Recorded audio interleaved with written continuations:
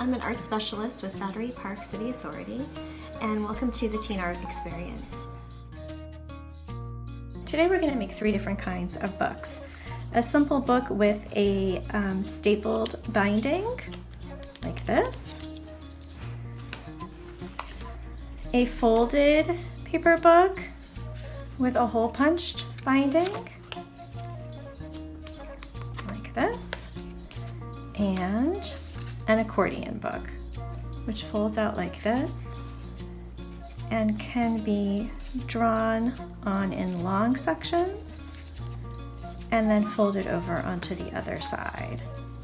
So a drawing can be as long as you would like. Today we have paper, sheets of drawing paper. You could use printing paper, you could use watercolor paper. If you were going to work with ink, you could use a thicker, like a Bristol paper.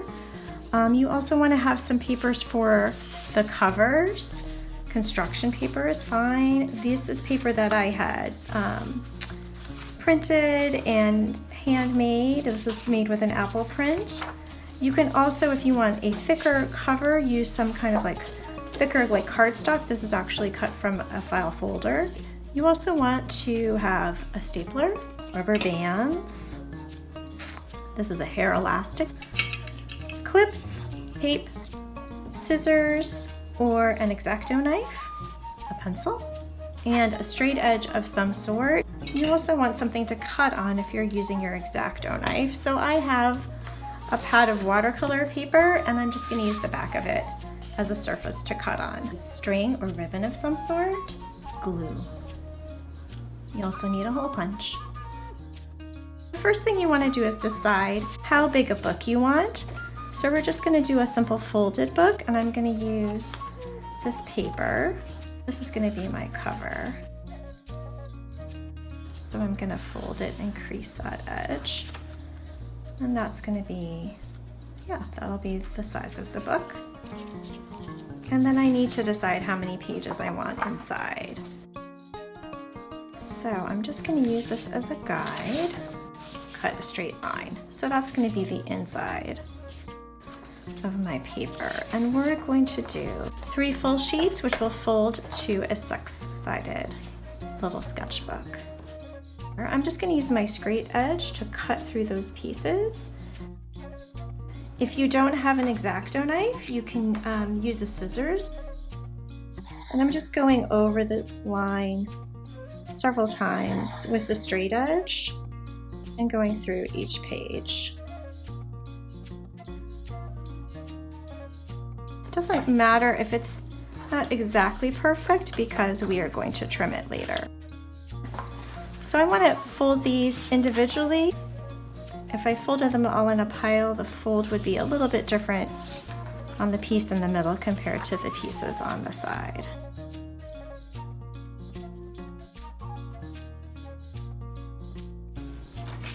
So this is the most simple way to make a book.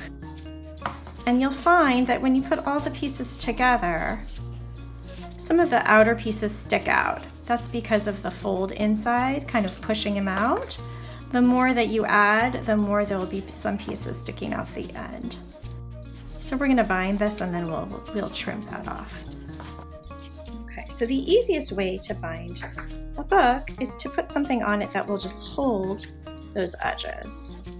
So let's see if my rubber band will work.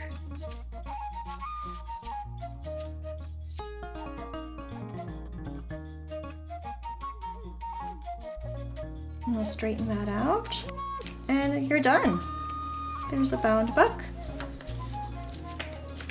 And you can open those pages to do your drawings. You can add as many extra pages as you want.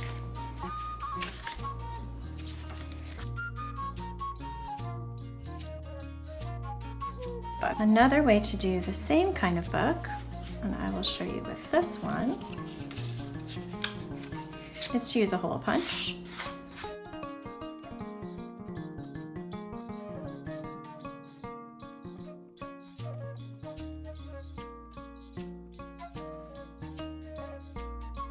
And we'll make 2 little notches.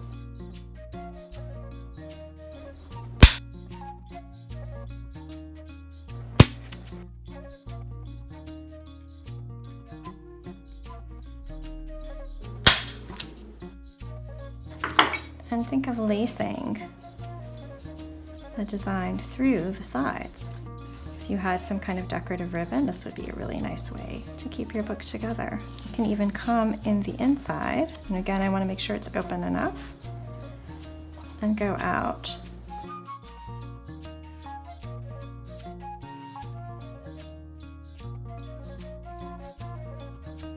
Lacing back through the bottom.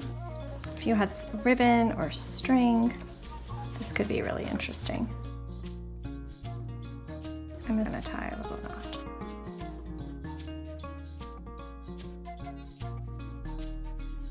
Once I've got the book bound, I do want to trim the edges again so that everything lines up nicely.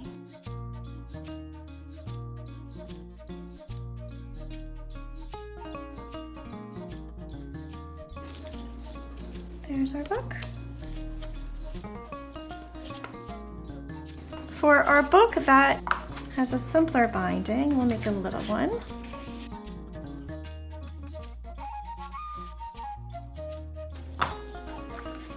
Just going to trace one of these.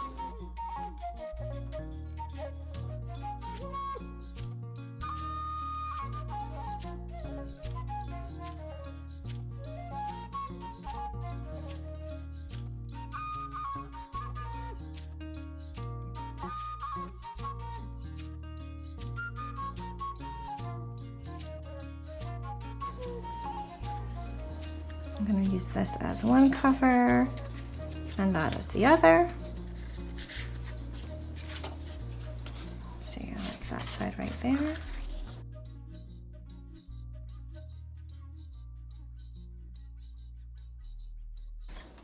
Okay, so there's my front. And here's my back.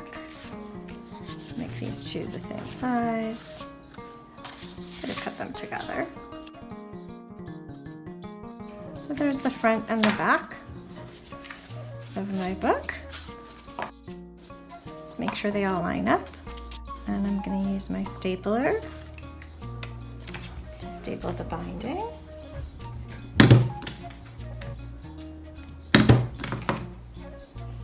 And your book is ready, but you might want to cover up the staples. That way they don't snag on anything. So we're just going to put a little bit of tape around the edge. And that gives you a little bit more of a finished binding on the back side too. Okay, so you can see that the white edge goes over, so we want to trim all of that off.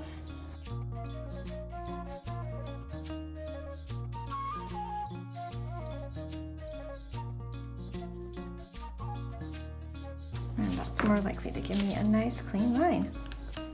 And there's my second bound book. So now we are going to make an accordion book. For an accordion book, you want to decide on the size of your paper and you want it to be fairly elongated. So we're actually going to just fold this paper in half. And we're just going to do 4 sheets. It's going to be a shorter book. And I'm going to use that fold. And whenever you fold, you do want to really crease to make it a strong fold. I'm going to use my straight edge again.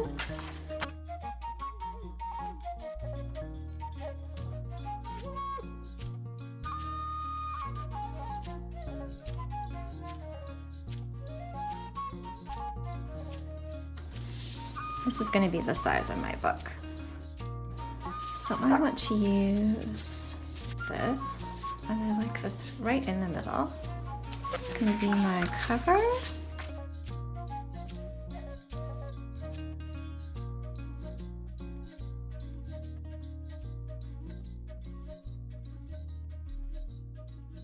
And I actually want to cut it in half because I can't have a traditional binding like I normally would. I need 2 separate backings. I do want these to be a little bit stiffer. So one thing I could do is cut out some cardstock or thicker paper.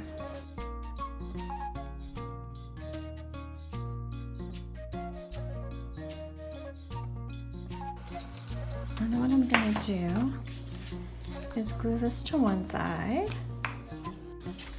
And I really want to cover the whole thing with glue. Liquid glue is fine, but you then just want to press your finished book under a pile of books while it dries.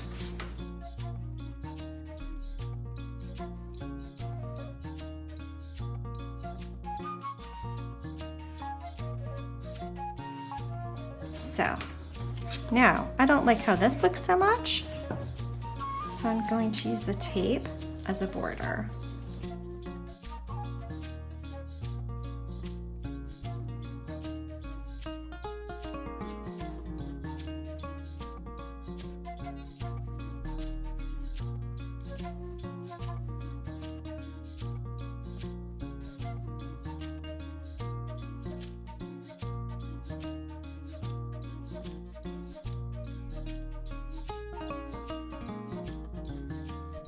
We have our front and our back.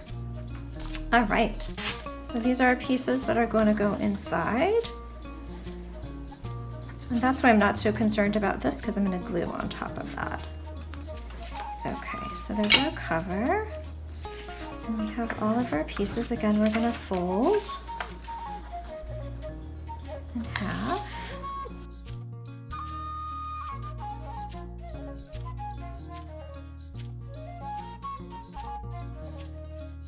So for an accordion fold, I want to make sure that I line these up correctly, because I'm going to glue them like this.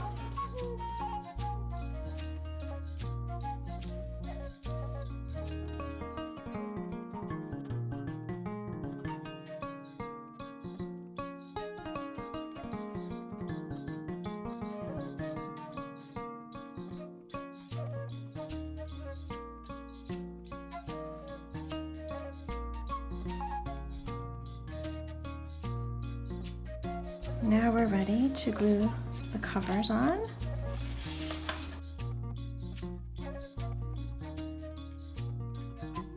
So I'm going to glue this right on top.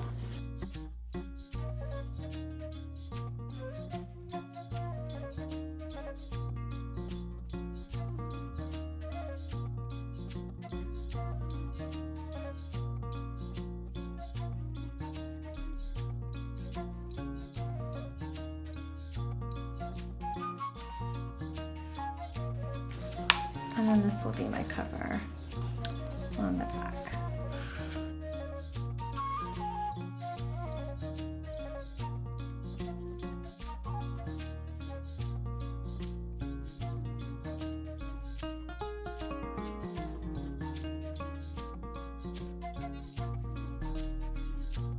So here is my accordion book.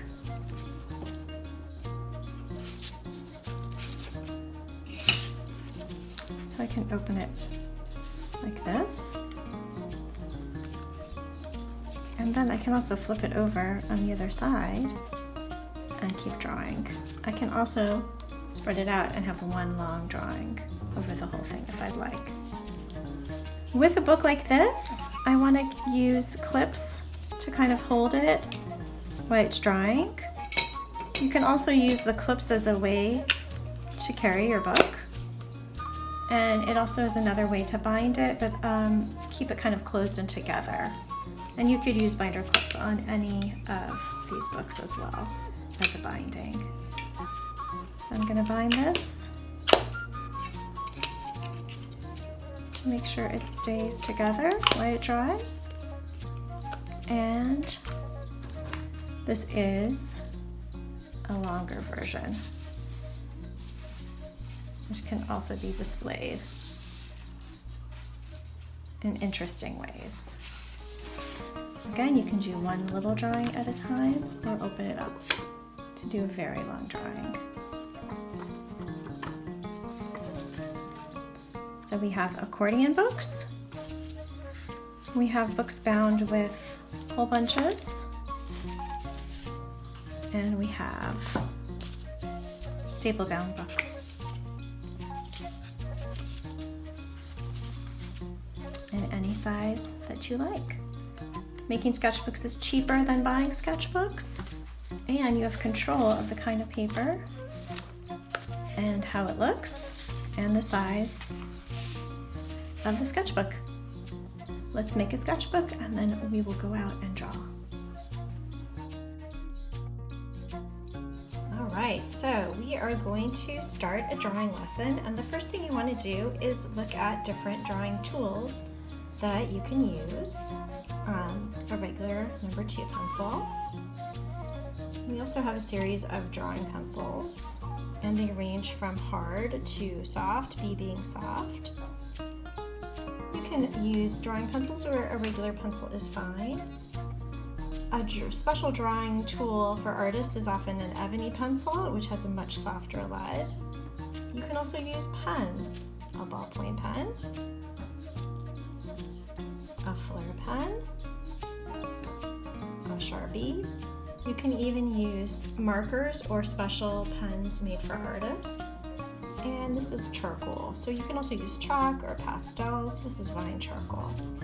I also have a couple of erasers, a white eraser and a kneaded eraser, which stretches and gives you a little bit more flexibility.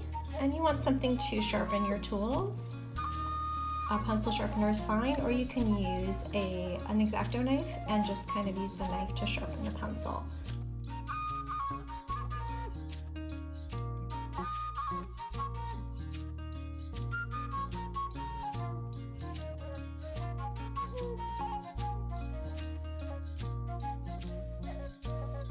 So 3H is a much harder graphite. It almost feels like I'm carving or scratching into the paper. And you can see the line is much thinner. If I hold it on the side, a more condensed lead and a lighter line.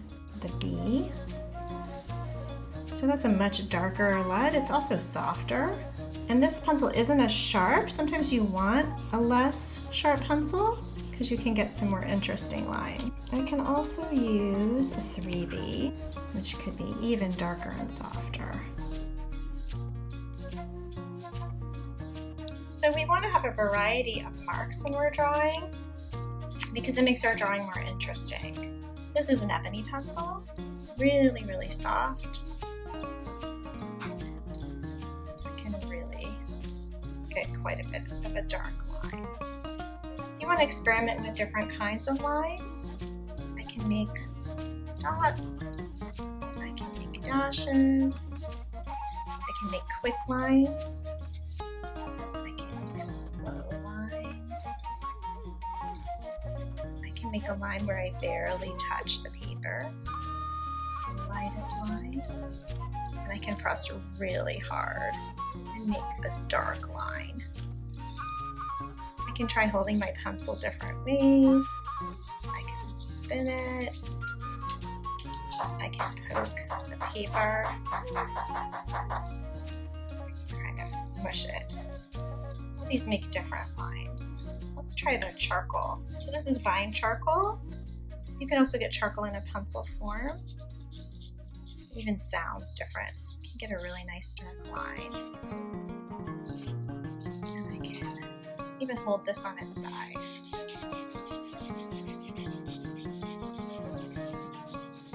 So you can change the line by how light or hard you press, how fast or slow you draw, and how you hold the tool. You can even grind this into the paper. All kinds of different marks can be used in different drawings for different effects. I can also use my fingers. If I rub the number 2 pencil, it smears a little bit. If I come over here, the softer pencils smear more, and the charcoal smears a lot.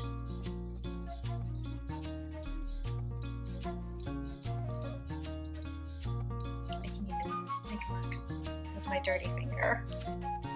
I can use an eraser to even make other marks within the drawn line, or to clean up and take away a line, or move some of the medium around. I can kind of push it with the eraser. Okay. You can also use Simple materials like your pencil and a ballpoint pen. You don't need special tools. Ballpoint pen is a really small line.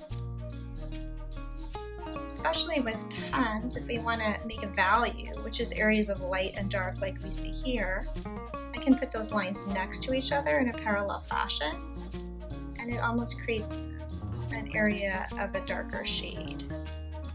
If I cross over those lines, it's called cross hatching. This is hatching. It gets a little bit darker. I can also use stippling to create some value, little marks or little dots, or make quite a few marks next to each other to create some value. Value gives our drawings more dimension. It makes things that we're trying to draw from observation look more three-dimensional. I can also use a flare pen, different kind of line, different kind of mark. And this is a fine tip Sharpie. You might also have other markers, chalk, pastels, all different ways to make a drawing. Before you start drawing, you want to experiment with your drawing materials and see what kind of marks you can make. That way, when you go to draw something as more of a finished drawing, you'll know how to use it and know what to do. Today we're going to be making a simple viewfinder. All you need is a pair of scissors, a pencil, and a ruler. If you don't have scissors, you can also use an X-Acto knife and a straight edge if you have one. Then you just need a piece of thick paper. This is a cut-up file folder. You could use a piece of cardboard or cardstock as well. So I want to leave some of the space around kind of as a border, and I'm going to measure 2 inches by 3 inches, kind of in the middle.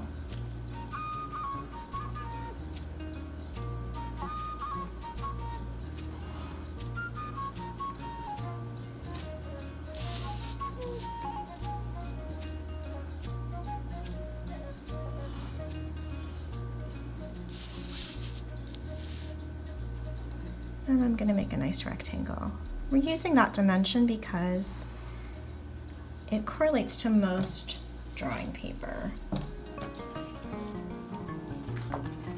So I'm just folding this kind of in half so I can use my scissors to cut it out.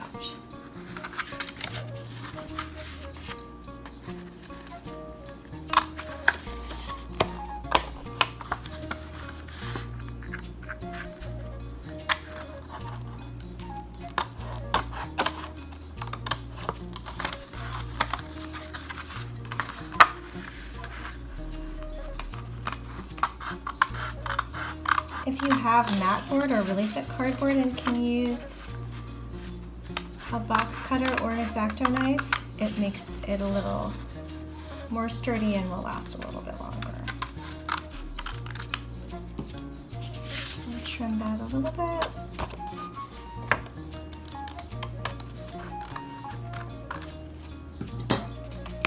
And we are ready to go. So this is my viewfinder that I can then use to take an image, like the scissors. If I hold it close to me, I really see most of the scissors. If I zoom in, I would see a detail of the scissors. And I can use this in any kind of environment. I can also decide what part to focus on. I could focus on the end, I could focus on the middle, I could focus on the back, I could focus on half, or I could focus on the whole. So it helps me compose my image. It might also help me decide I want to move my image or my view so that it looks different. Okay, so a viewfinder is just a way of framing your image so you can decide what you're going to focus on. And we will talk about our view when we are looking at landscapes.